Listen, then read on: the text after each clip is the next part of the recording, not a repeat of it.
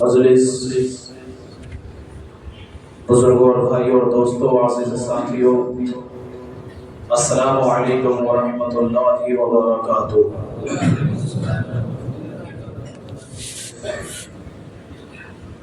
الحمد للہ رب العالمین، والصلاة والسلام على سید الانبیاء والمرسلین، اما بعد فاعوذ باللہ من الشیطان الرجیم، بسم اللہ الرحمن الرحیم۔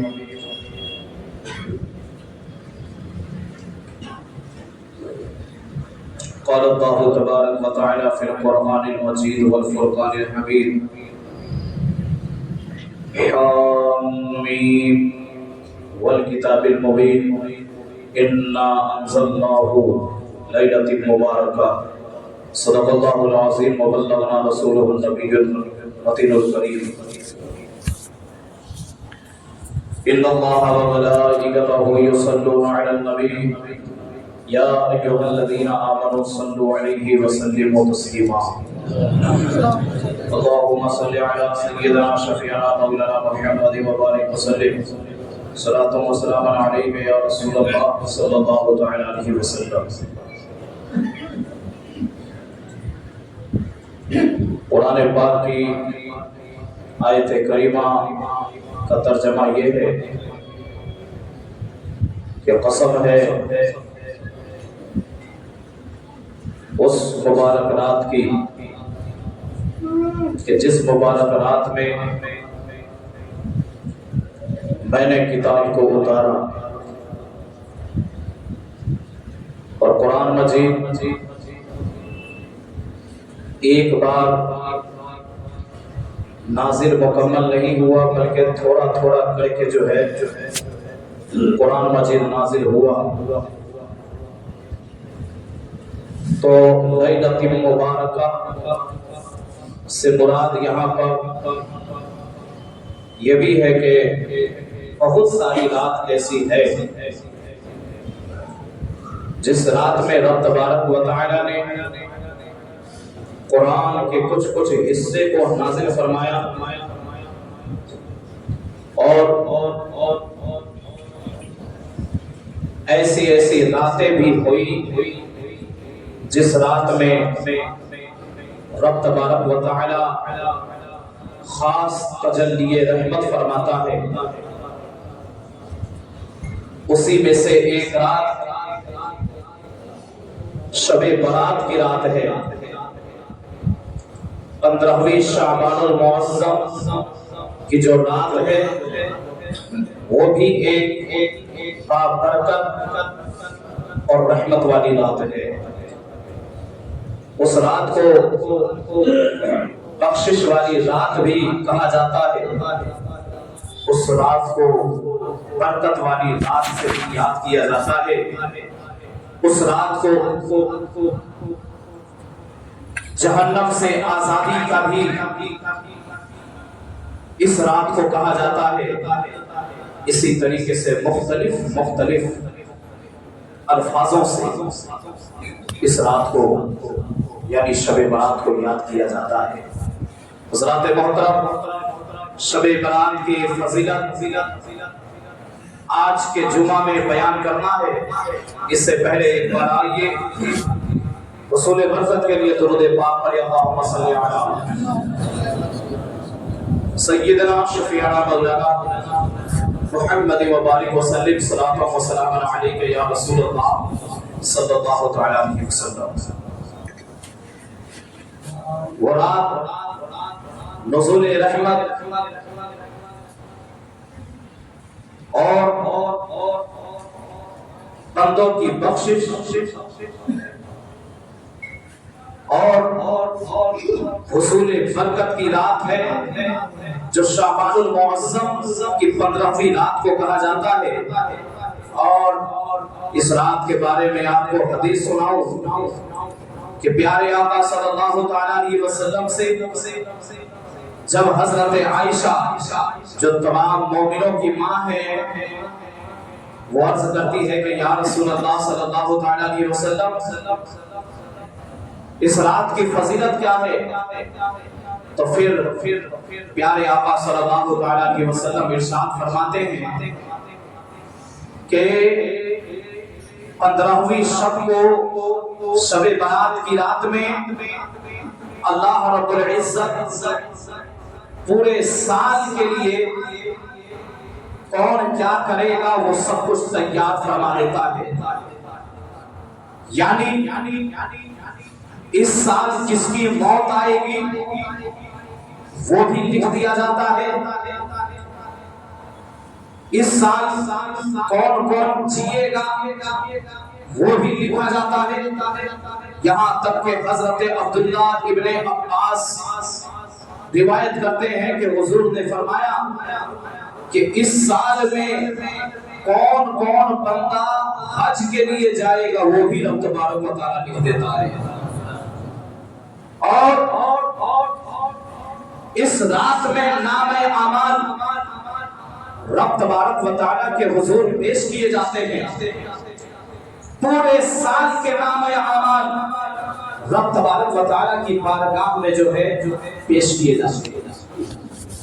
اس لیے حدیث پاک ہے کہ سرکار مصطفیٰ صلی اللہ تعالیٰ علیہ وسلم کثرت کے ساتھ جو ہے شعبان المعظم کے مہینے میں روزہ رکھا کرتے تھے. اور حضرت عائشہ سے روایت ہے کہ پیارے آقا نے فرمایا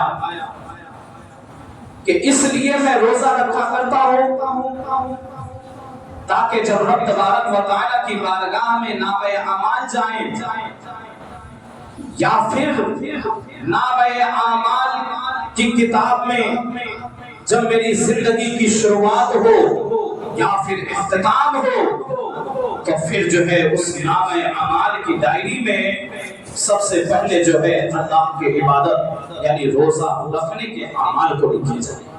سبحان اللہ.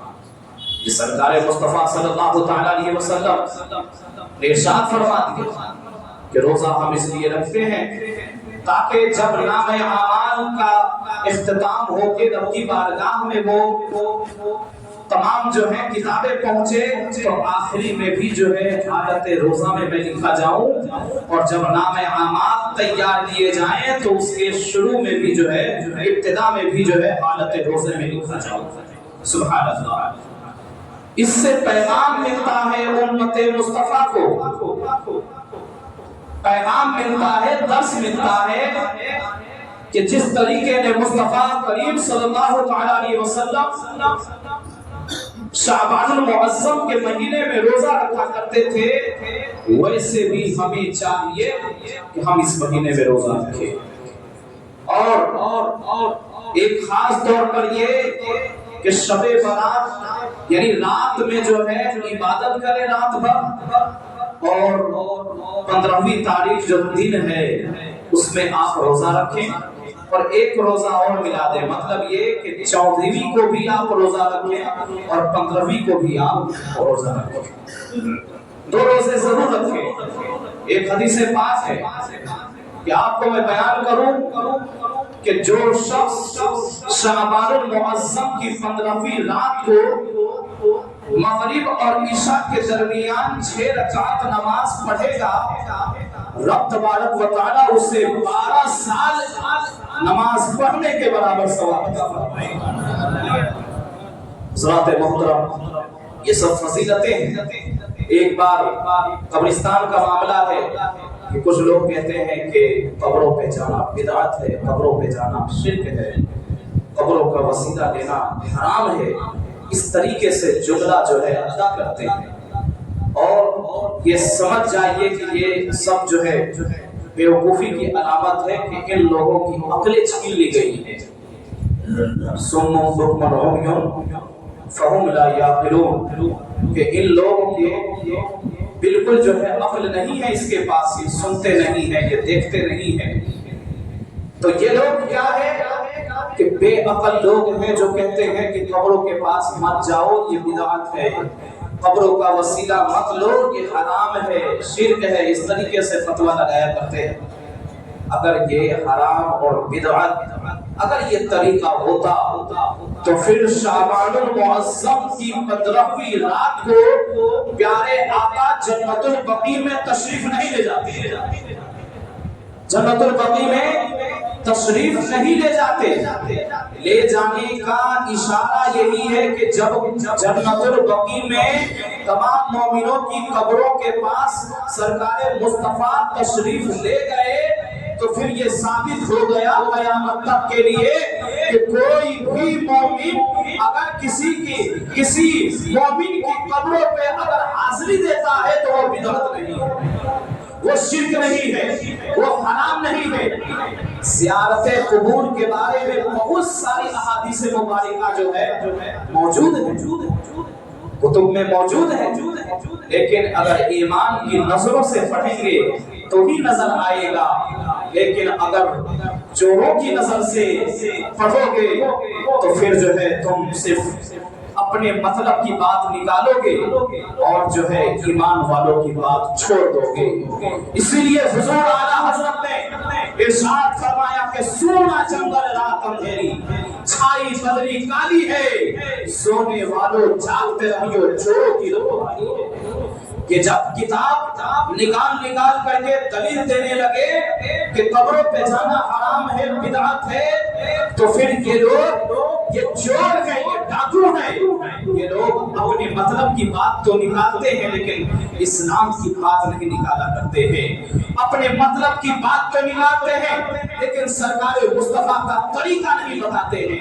حضرات محترم، تو جنت البقیع میں 15ویں شعبان کو آپ تشریف لے گئے، وہاں پہ حضور صلی اللہ علیہ وسلم دعا فرماتے ہیں تمام مومنوں کے حق میں۔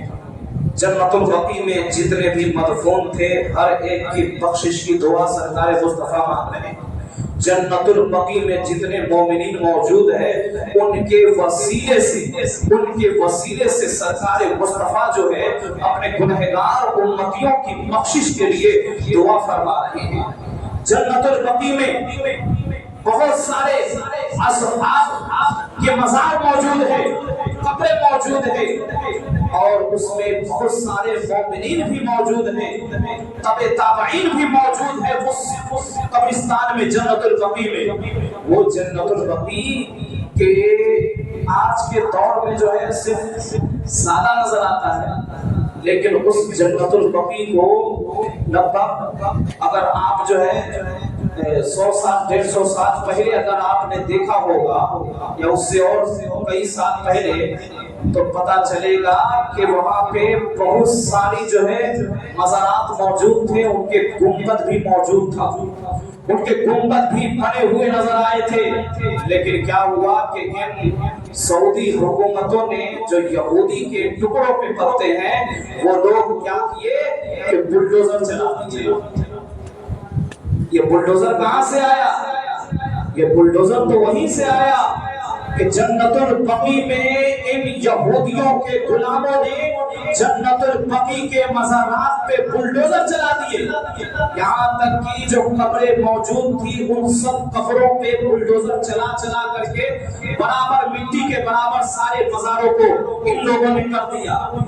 یہ تاریخ جب پڑھیں گے تو پتہ چلے گا آج لوگ جو ہے اپنے آپ میں بدعقیدہ اور اپنے غیر مقلد ہونے میں فخر محسوس کرتے ہیں، حالانکہ وہ فخر محسوس نہ کرے، اس لیے کہ تمہارا فرقہ جو ہے یہودیوں کے دروازے سے پڑ رہا ہے، تمہارا فرقہ جو بنا ہے وہ یہودیوں کے در سے بنا ہے، اور اہل سنت والجماعت جو جماعت بنی ہے یہ جماعت کسی اور کے در سے نہیں بلکہ در مصطفیٰ سے یہ جماعت بنی ہوئی ہے جسے اہل سنت والجماعت کہا جاتا ہے۔ حضرات محترم، درود پاک پڑھیں اللہم صلی علی سیدنا شفیعنا مولانا محمد مبارک وسلم صلاۃ و سلام علیک یا رسول اللہ صلی اللہ تعالی علیہ وسلم۔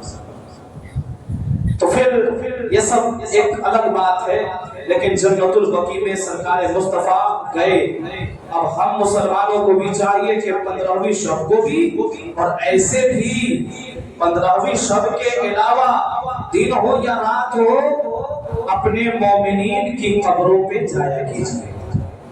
जाया कीजिए, वहाँ पे कुरान की तिलावत कीजिए, उनके लिए दुआ कीजिए, बख्शिश की दुआ कीजिए, रहमत की दुआ कीजिए, ये सब कीजिए कब्रों पे जाकर के। लेकिन कुछ हमारे में भी ऐसे लोग हैं जो खुराफात मचाने में कम नहीं है, अब उसी को दलील मान लेते, हालांकि वो दलील नहीं मानी जाएगी। अरे अगर कोई मज़ारात पे जा करके खुराफात मचाए तो इसका मतलब ये नहीं कि सुन्नी जो है सारे सुन्नी ऐसे ही है। फिर तो तुमको ये भी कहना पड़ेगा, अगर इस नजरिए से तुम सोचते हो तो फिर तुमको यही कहना पड़ेगा कि अगर कोई इस्लाम का चाहने वाला मुसलमान अगर शराबी है तो उस शराबी की बुनियाद पर क्या तुम इस्लाम को बुरा कहोगे? नहीं कहोगे। अगर कोई खुदा न खास्ता अगर कोई मुसलमान ज़िनाकार निकल गया तो क्या तुम इस्लाम को बदनाम करोगे?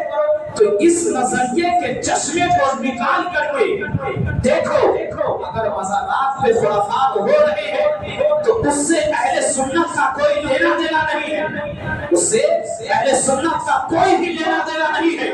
अहले सुन्नत का परचम कल भी बुलंद था, आज भी बुलंद है, क़यामत तक अहले सुन्नत का परचम बुलंद रहेगा। और याद रखो, इसकी इज्जत कभी भी घट नहीं सकती है। इसलिए कि आपको मैं बताता चलूं कि जो ये गलत नजरिए से देखते हैं कि खुराफात की बुनियाद पे अटैक करते हैं कि नहीं सुन्नी लोग सारे सुन्नी लोग ऐसे ही है, तो ये गलत नजरिया है।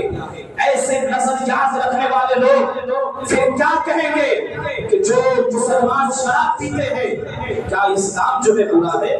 अगर कोई ज़िनाकार है तो क्या इस्लाम बुरा है? अगर कोई सूदखोर है तो क्या इस्लाम बुरा है?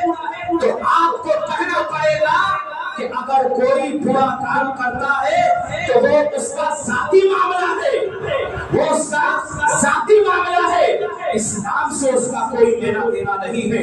बल्कि इस्लाम ने बुराइयों का खात्मा किया है, इस्लाम ने मुसलमानों को बुराइयों से रोका है।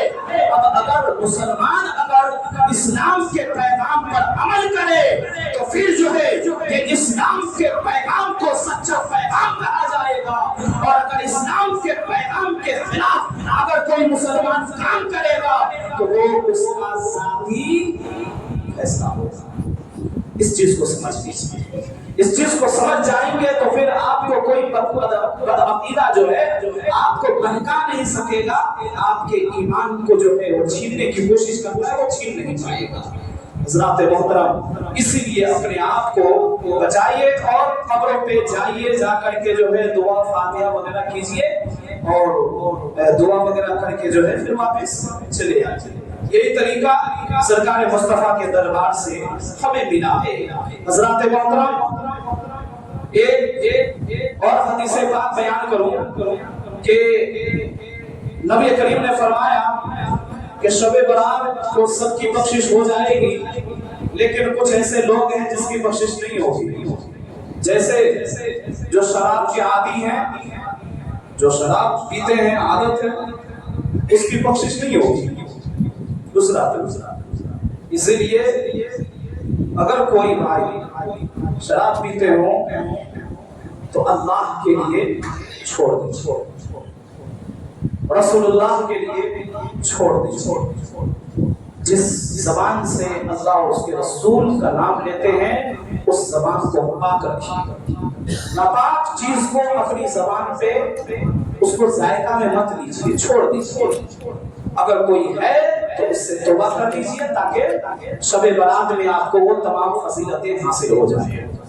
इसी तरीके से माँ बाप के नाफरमान जो एक नजरिया पेश करते कि नहीं माँ बाप हमारे हक में गलत कर दिए हैं, तो तू कौन होता है फैसला करने वाला कि माँ बाप गलत कर दिए हैं?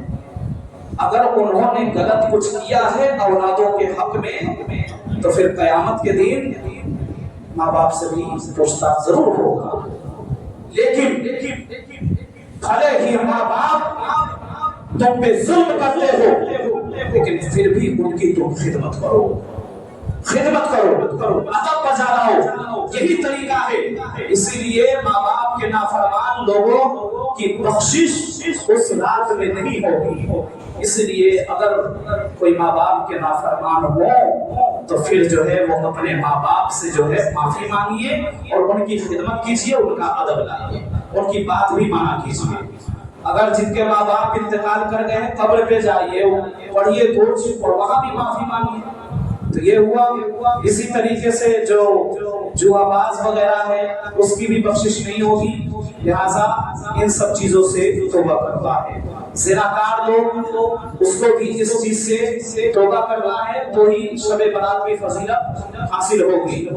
مشرک جو اللہ کی ذاتی اور صفاتی میں کسی کو بھی شریک ٹھہرائے وہ مشرک ہے، اور ایسے مشرکوں کی بخشش اس رات میں نہیں ہوگی۔ تو یہ سب چیزیں ہیں، یاد رکھیں اور ہر ایک برے اعمال سے توبہ کیجیے اور اپنے آپ کو تیار کیجیے شب برات کے لیے۔ اللہ رب العزت ہم سبھی کو فیضان شب برات سے مالا مال عطا فرمائے۔